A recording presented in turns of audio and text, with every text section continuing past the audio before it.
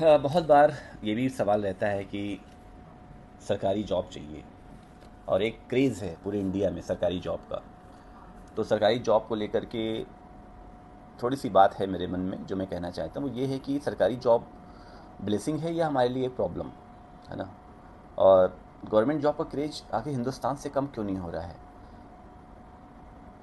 और उसके पीछे रीजंस क्या हैं। गवर्नमेंट जॉब्स, आप अगर इंडिया में हैं और 100 में से 80 लोगों से पूछेंगे कि आपको अगर सरकारी जॉब मिल जाए तो आप सरकारी जॉब करेंगे या अपना काम करेंगे, तो 80% लोग कहेंगे मुझे सरकारी जॉब चाहिए। उसके पीछे कई सारे रीजंस हैं।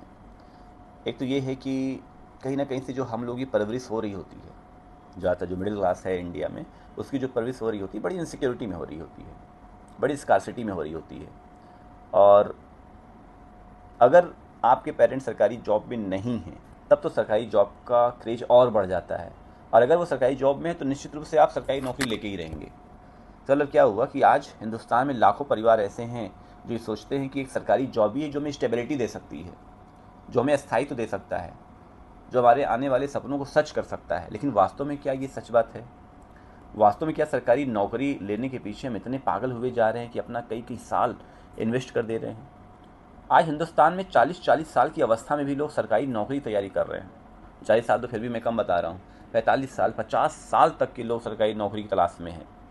बहुत सारे बच्चे जिन्होंने बीटेक किया हुआ है, बहुत सारे बच्चे जो डॉक्टर्स हैं, डिस्पाइट दिस उनके घर वाले कहते हैं बेटा एक सरकारी नौकरी ले ले।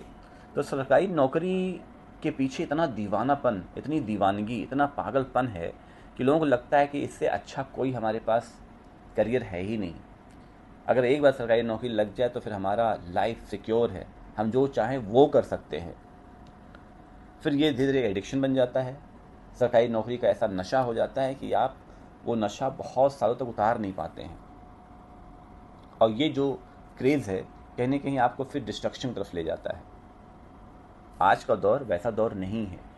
आज से 20-25 साल पहले जो चीज़ें हुआ करती थी अब वैसी बातें नहीं हैं। अच्छा, बहुत सारे लोगों को ये भी लगता है कि चलो एक बार सरकारी नौकरी में चले गए तो फिर हम काम करें ना करें पैसा तो आना ही आना है, यानी एक फ़िक्स इनकम उनकी सेट हो जाती है। और बहुत सारे इंसेंटिव्स का मिलना या बहुत सारे पेंशन्स का आना, आपके पीएफ का पैसा एक साथ एक मुश्त मिलना, तो बहुत सारे रीजन्स हैं। लेकिन मेरा अपना कहना है कि अगर आपके अंदर टैलेंट है, आप स्किल्ड हैं, आप बहुत कुछ कर सकते हैं, तो आप सरकारी नौकरी की तलाश में मत रहिए।